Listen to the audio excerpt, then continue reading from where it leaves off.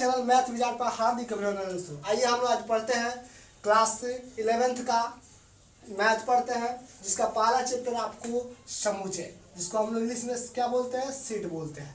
Set से आपको set क्या है तो कह रहा है कि सबसे पहले सेट के बारे में जानते हैं, इसका विकास कब और इसकी डिफिनेशन जानेंगे हम लोग। सबसे पहले डिफिनेशन इसकी विकास किया था, मैंने समूचे जो है ना इसका विकास यानी सिद्धांत किया था, प्रतिपादन किसने किया था, तो जर्मन का वैज्ञानिक गणितज्ञ जियोग्रेग काउंटर ने किया था।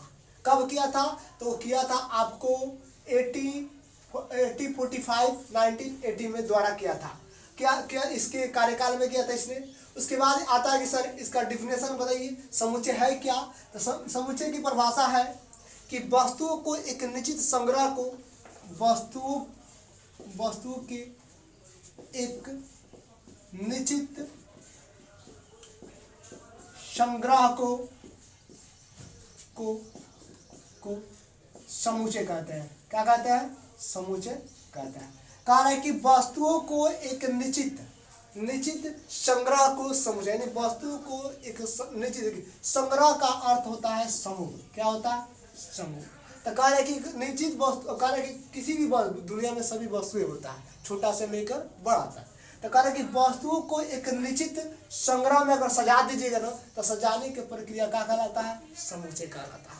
किसी भी वस्तु को एक निश्चित क्रम में यानी क्रम में सजा दीजिएगा उसे हम समुच्चय। जैसे कि एग्जाम्पल की बात करते हैं, जैसे कि हम लोग बोलते हैं कि देखिए जैसे कि हम लोग मार्केट जाते हैं तो बहुत सारा चीज़, जैसे कि मान लीजिए सब्जी खरीदते हैं, फल खरीदते हैं, किरानी सामान खरीदते हैं, वस्त्र खरीदते हैं, और खरीद कर हम लोग क्या करते हैं, एक झोला में लेकर आते हैं, घर पर आते थे करते हैं सभी को सेट लगाते हैं। सेट कैसे लगाते हैं, फल वाले को एक साइड में, सब्जी वाले मटेरियल को एक साइड में और वस्त्र वाले मटेरियल को एक साइड में करते हैं ना, सबका सेट क्रम में लगा देते हैं। उसी प्रकार इसमें मैथ के हिसाब से देखा जाए इसमें लगता है जैसे ताश एग्जाम्पल में ताश की गड्डी का सम, ताश के गड्डी। अब ताश की गड्डी में ढेर सारा होता है, खूब होता है तो बाउंड तक ही होता है।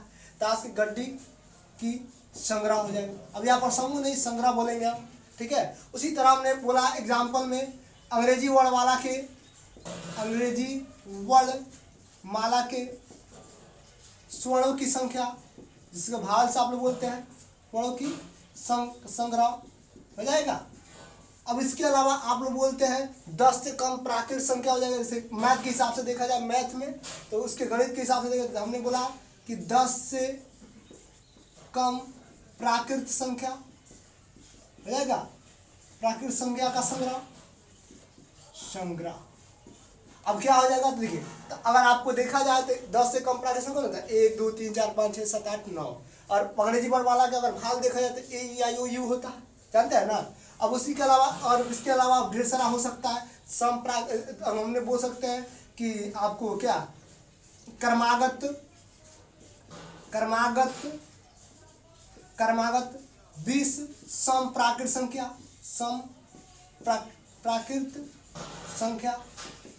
लिख सकते हैं ना, सम प्राकृत संख्या। क्रमागत का मतलब होता है लगातार, जैसे शुरुआत से प्रथम से लेकर 20 तक जो भी हमारा सम संख्या 20 को गिन कर लिख देंगे वो हमारा उसका संग्रह हो जाएगा ना। अब आता है कि सर अब तो समुच्चय का हम लोग जानेंगे, डिफिनेशन भी निश्चित है, एकदम सिंपल ही कि वस्तु को अगर नहीं आता आप एक लाइन में बोल दिए कि वस्तु को सजाने के समूह को आप समुच्चय बोलते हैं। वस्तु को सजाने के समूह को क्या बोलते हैं, समुच्चय। तभी आपका डिफिनेशन राइट हो जाएगा। अब आता है कि सर अब बताइए कि हम लोग समुच्चय को निरूपण कैसे किया जाए।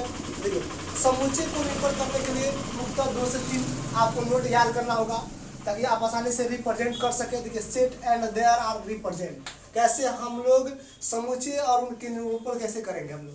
आइए देखते हैं। पहले हम लोग क्या होता है कि देखिए समुच्चय को नोट से हम लोग एक एक करके जानते हैं।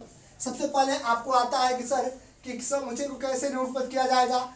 आपको निरूपण करने के लिए सबसे पहले आपको क्या होगा कि समुच्चय की सभी वस्तुओं को समुच्चय के सभी वस्तुओं को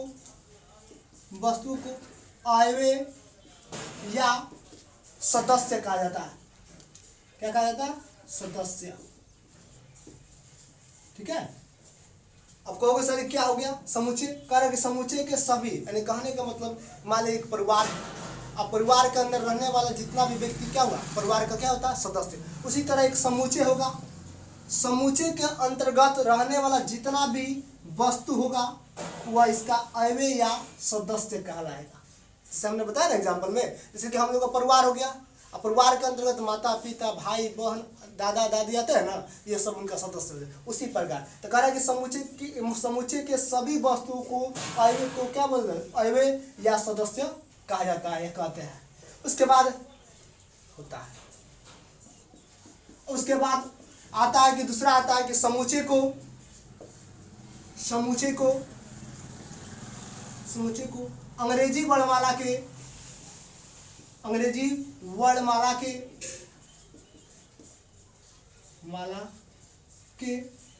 बड़े अक्षरों से निरूपित किया जाता है, बड़े अक्षरों से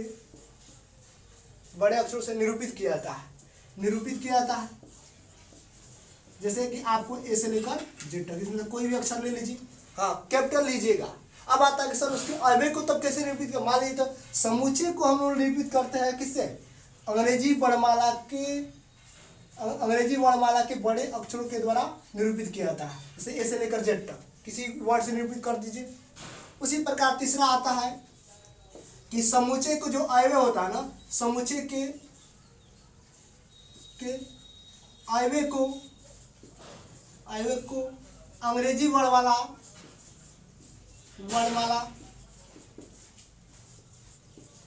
वर्णमाला के छोटे अक्षरों से निरूपित किया जाता है। किससे, छोटे अक्षर द्वारा। अब छोटे अक्षर कौन होता है, स्मॉल ए से लेकर स्मॉल जेड तक।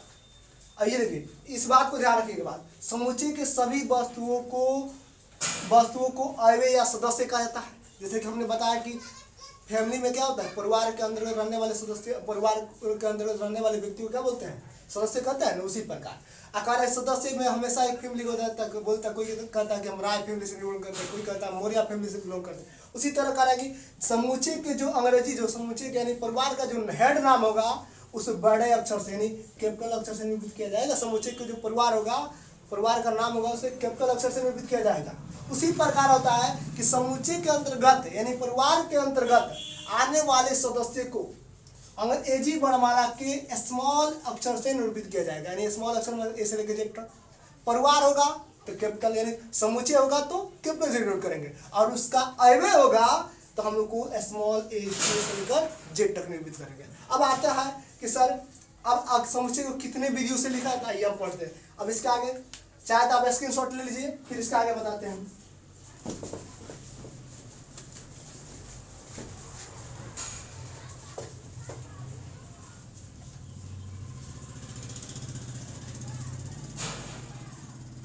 अब देखिए इसमें नोट आता है, एक और नोट आता है, आपको सबसे पहले बहुत जानना जरूरी है।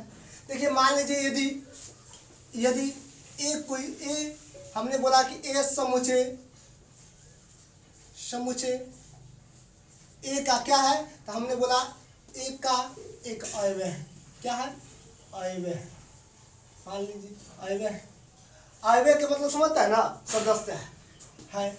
तो कैसे प्रदर्शित किया जाएगा, इसको कैसे प्रदर्शित किया जाएगा।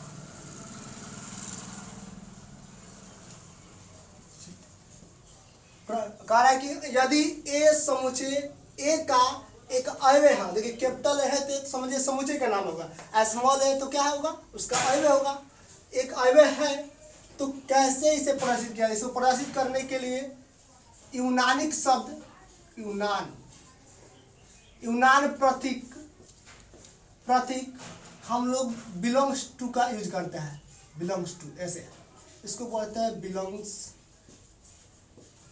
क्या पढ़ते हैं, बिलोंग्स टू का हो गया। बिलोंग्स टू का प्रयोग किया जाता है। क्या किया था, प्रयोग किया था।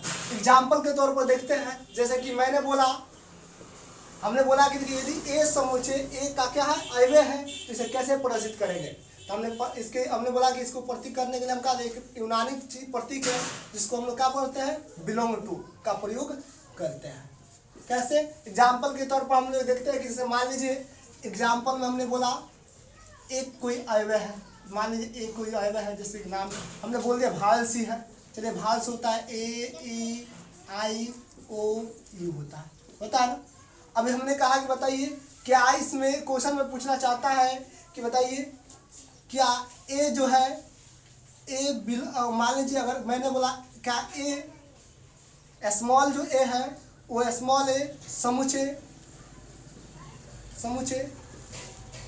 कैपिटल ए का एक अवयव है। तो आप कह सकते हैं कि हाँ सर ये जो स्मॉल ए है ना वो कैपिटल ए में मिल रहा है। देखिए कैपिटल ए यहाँ पर है ना, इसके अंतर्गत तो इतना सब होता है। देखिए स्मॉल ए इसके अंतर्गत है कि नहीं है ना।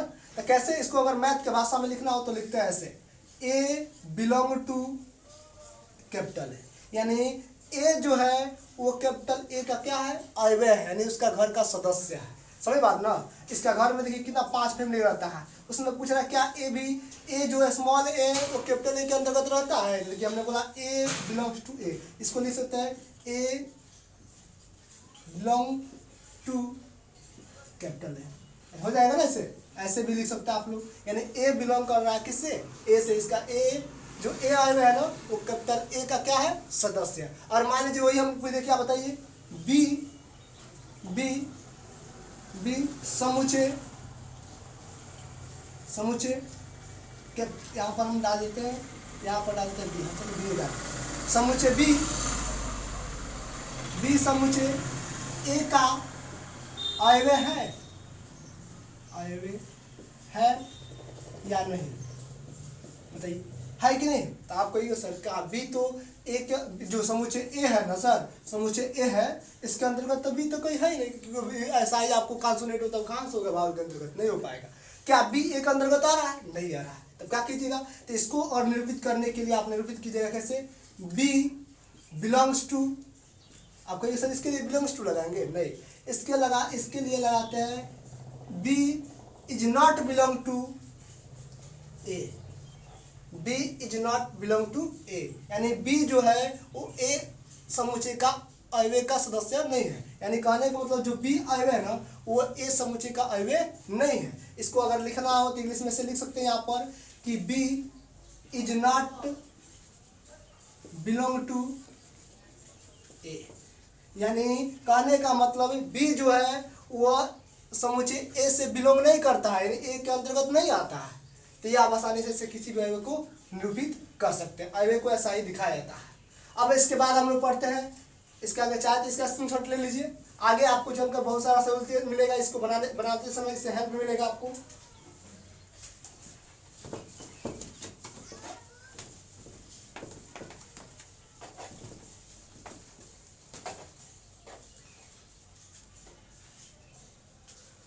अब देखिए समुच्चय को कितने विधियों से लिखा जाता है, समुच्चय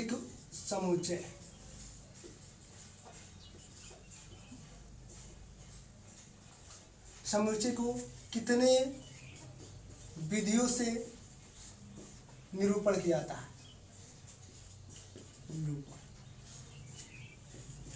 कह रहा है कि समुच्चय को कितने विधियों से निरूपण किया जाता है, इसे बताइए निरूपण।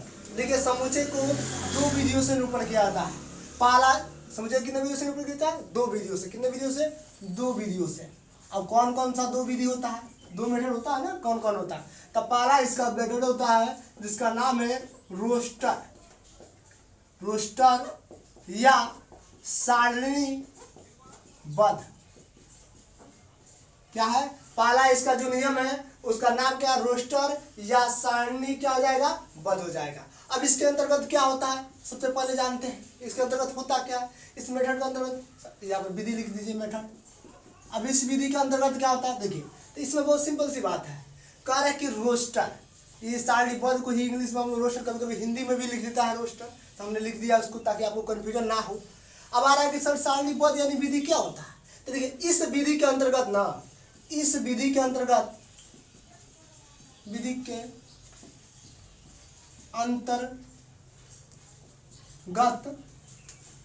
सभी अवयव को अलग अलग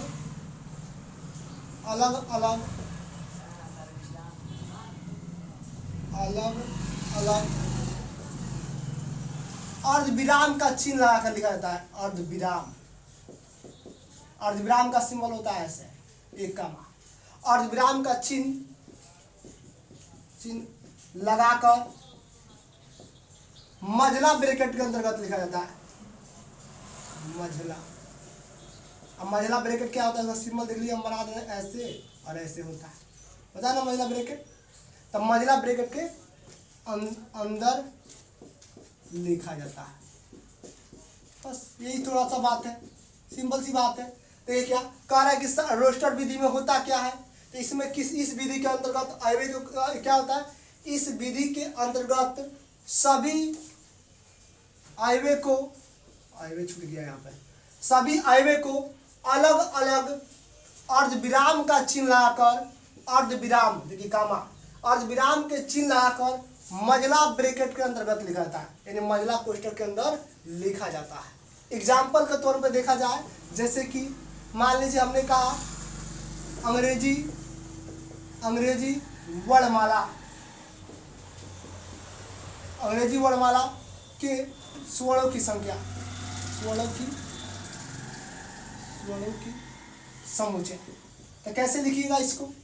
और मान लीजिए रोस्टर रूप में लिखना हो तो रोस्टर रूप में लिखा जाता है। सबसे पहले कह रहा है कि इस विधि के अंतर्गत सभी अयवे को अलग अलग लिखेंगे, अलग अलग लिखेंगे, और वो भी किसके, तो अर्धविराम का चिन्ह लगाएंगे, चिन्ह लगाकर मझला ब्रैकेट के अंतर्गत लिखा जाएगा। तो सबसे पहले मझला ब्रैकेट के अंतर्गत, तो मझला ब्रैकेट आगे सबसे पहले सभी अयवे को सजाइए। तो अंग्रेजी वर्णमाला का स्वर कौन होता है, तो स्वर होता है कौन, ए ई आई ओ यू, ये ना होता है। सजाइए इसको, पहले ए ई आई ओ यू, सब में अर्धविराम का चिन्ह दे दीजिए, दे दिए, इसको मझला ब्रैकेट के अंतर्गत लिख देंगे, यही इसका आपको रोस्टर विधि हो जाएगा, नहीं हो जाएगा। उसी तरह आपसे पूछ सकता है कि एग्जाम्पल में एक और, कि हमने बोला 10 से कम विषम प्राकृत संख्या का समुच्चय। अब इसको मझला ब्रैकेट कैसे लिखेंगे रोस्टर रूप में, तो 10 से कम का रहा, तो 10 से कम कौन बनाता है, विषम। तो 10 से कम देखिए विषम आता है आपको 1 आ जाता है, 2 2 नहीं आएगा, 2 तो सम हो जाएगा ना, 3 हो जाएगा, 5 हो जाएगा, उसके बाद आपको 7 हो जाएगा, 9 हो जाएगी। सब में हमने कामा लगा दिया ना। इसको किस में लिखा जाता है, मझला ब्रैकेट के अंतर्गत लिखा जाता है, तो आराम से रोस्टर रूप में। लेकिन एक बात और ध्यान रखना, इसमें एक बात ध्यान रखना, रोस्टर रूप में लिखते समय किसी भी अयवे को डबलिंग नहीं लिखा है, डबलिंग मतलब दोबारा नहीं लिखा है। रोस्टर रूप में किसी भी अयवे को दोबारा नहीं लिखा जाता, दोबारा नहीं लिखा जाता है, लिखा जाता है। अब कहोगे सर कैसे, एग्जाम्पल में जैसे कि मैंने बोला स्कूल, SC लिखते हैं ना, SCOOL। अब इससे कोई कहता है कि इसको सर आप रोस्टर रूप में लिखिए, तो इसको रोस्टर रूप में कैसे लिखेंगे, तो इसको लिखेंगे सबसे पहले SCHOOL लिख देंगे। अब कहोगे सर डबल ओ है, एक होगा, तो हमने खुद नोट में बताया है कि देखिए रोस्टर रूप में किसी भी अयवे को दोबारा नहीं लिखे, चाहे वो कितना हो बार, एक बार ही लिखा जाता है। असम में किसका चिन्ह होता है, अर्धविराम का चिन्ह रहेगा ना, अर्धविराम का, किसके अंतर्गत, मझला ब्रैकेट के अंतर्गत, ये आपको रोस्टर रूप में लिखा जाएगा। इसके बाद हम लोग आते हैं, तो इतनी बात को ध्यान रखिएगा। अब इसके बाद आते हैं दूसरा विधि। इसका दूसरा जो विधि है वो आगे पढ़ते हैं हम लोग, देखते हैं कौन सी विधि है। इसका दूसरा विधि का नाम है, आपको क्या नाम है दूसरा विधि का, समुच्चय निर्माण विधि, समुच्चय निर्माण विधि है। इसके बाद देखिए हम पढ़ते हैं समुच्चय निर्माण विधि। अब अगला हम लोग पढ़ते हैं, इसका 2 नंबर है जो समुच्चय निर्माण रूप विधि। अब इस विधि के अंतर्गत क्या होता है, इसके बारे में जानते हैं। देखिए इस विधि के अंतर्गत किसी भी समुच्चय को एक विशिष्ट गुणधर्मों के अंतर्गत लिखा जाता है।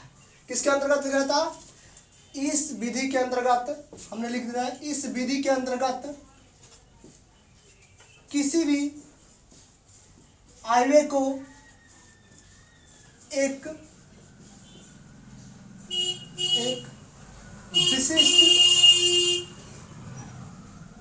विशिष्ट गुणधर्म के अंतर्गत लिखा, गुणधर्म मतलब प्रॉपर्टी, गुणधर्म के अंतर्गत लिखा जाता है। अंतर्गत लिखा जाता है।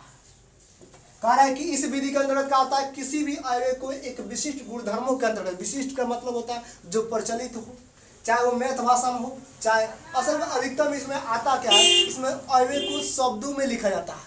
शब्द समझते हैं ना, अंक मतलब गणित की भाषा में, शब्द मतलब हिंदी की भाषा में होता है। तो इसमें कह रहा है कि गुणधर्म हमेशा थोड़ा हिंदी होता है, हिंदी में आता है। अब आता कैसे है थोड़ा सा हम देखते हैं एक बनाकर। जैसे कि मान लीजिए हमने कहा कि एक एग्जाम्पल लिख लिया, जैसे कि मैंने बोला कि यहाँ पर एक, हमने बोला कि चलिए मान लीजिए यहाँ पर एक भी समुच्चय है, यह रोस्टर रूप में लिखा है, क्या है AEIOU, स्वर्ण ही ले ली। अब कह रहा है कि इसको आपको लिखना है किस विधि के अंतर्गत, तो कह रहा है कि इसको लिखना है आपको समुच्चय निर्माण विधि के अंतर्गत। कैसे लिखेंगे, तो इसको लिखने के लिए सबसे पहले हम क्या करेंगे कि इसको लिखेंगे सबसे पहले, तो आपको जो यहाँ पर अवयव दिया है सबसे पहले AEIOU, सबसे पहले देखेंगे यह क्या चल रहा है इसमें, क्या या कहीं तो आपको खाली कॉन्सोनेंट है कि खाली अंग्रेजी वर्ण वाला है कि स्वर्ण है, तो देख रहे AEIOU खाली स्वरों की संख्या है। यानी हिंदी में देखा जाए तो ये क्या है, अंग्रेजी वर्ण वाला का एक स्वर है, क्या है, अंग्रेजी वर्ण माला का क्या है, माला का एक स्वर्ण है। अब एक स्वर्ण का मतलब उसमें ये पांचों में से कोई हो सकता है। अब पांचों में से कोई हो सकता है, पांचों देखिए सब तो एक ही है ना। तो कह रहा है कि अंग्रेजी वर्ण वाला का क्या है, एक स्वर्ण है। तो इसका विशिष्ट गुणधर्म आपको हिंदी में ऐसे, लेकिन इसको सजाकर लिखा जाता है। कैसे लिखा जाता है सजाकर, तो इसको लिखा जाता है ऐसे। पहले हम लिखते हैं इसको कैसे, पहले महिला ब्रैकेट में इसको अंतर्गत भी होगा, और इसमें लिखा जाता है एक्स सच डेट एक्स। अभी मैं बताऊंगा, एक अंग्रेजी वर्ण माला का एक स्वर्ण, इसको ऐसे लिखा जाता है। अब सर कहोगे सर यह क्या है, ये दो बिंदु कहाँ से आ गया, ये डबल एक्स क्या हो गया, तो चलिए हम एक एक करके बारे में इसमें जानते हैं। जहां मैं बता दूं आपको, जहां यह एक्स होता है, इस एक्स का मतलब होता है, इस एक्स का मतलब है कि एक्स का मतलब हो गया कि सभी एक्स क्या हो गया, सभी एक्स का समुच्चय है। क्या है, समुच्चय है। इस एक्स का मतलब क्या हो गया, सभी एक्स का समुच्चय। इसको हिंदी में हम लोग कोलन पढ़ते हैं, क्या पढ़ते हैं, कोलन। इंग्लिश में सच डेट पढ़ सकते हैं, क्या पढ़ सकते हैं, सच डेट। ठीक है, उसके बाद हम पढ़ेंगे क्या, और जहां एक्स क्या हो जाएगा, एक्स आपको अंग्रेजी वर्ण वाला का क्या हो जाएगा, अंग्रेजी वर्ण माला का एक स्वर्ण है। इसको याद रखिए, इसको हिंदी में एक्स, इस एक्स का मतलब क्या होता है, सभी एक्स का समुच्चय है। मन कहने का मतलब जो भी इसमें आया सभी एक्स का समुच्चय होंगे। इसका मतलब जहां एक्स बता रहा है अंग्रेजी वर्ण वाला का क्या है, एक स्वर्ण, माने इसके अलावा जो भी इसमें अवयव है वो सब अंग्रेजी वर्ण वाला का एक स्वर्ण ही हो। अब एक में से पांचों में से कोई भी होता है, पांचों हो सकता है, सब तो एक ही है ना। तो यह आपको है कौन सी विधि, यह आपको समुच्चय निर्माण रूप विधि है। अब इसके बाद हम लोग यहीं पर यह खत्म हो जाता है। इसके बाद हम लोग एग्जाम्पल बनाएंगे एक दो तो और बेटर समझ में आएगा। तो इसलिए ये आपका बेसिक है। अब कल से हम लोग इसका एग्जाम्पल पढ़ेंगे, उसके बाद पटवाली पढ़ेंगे, पार्ट बाई पार्ट पढ़ते। तो अगर अच्छा लगे तो चैनल को सब्सक्राइब करना ना भूले और लाइक तो जरूर कर दे। और समझ में नहीं आता तो अपने प्रॉब्लम को कमेंट में बोलिए, ताकि मैं इसको दोबारा ही बता सकूँ। ठीक है, जय हिंद, जय भारत।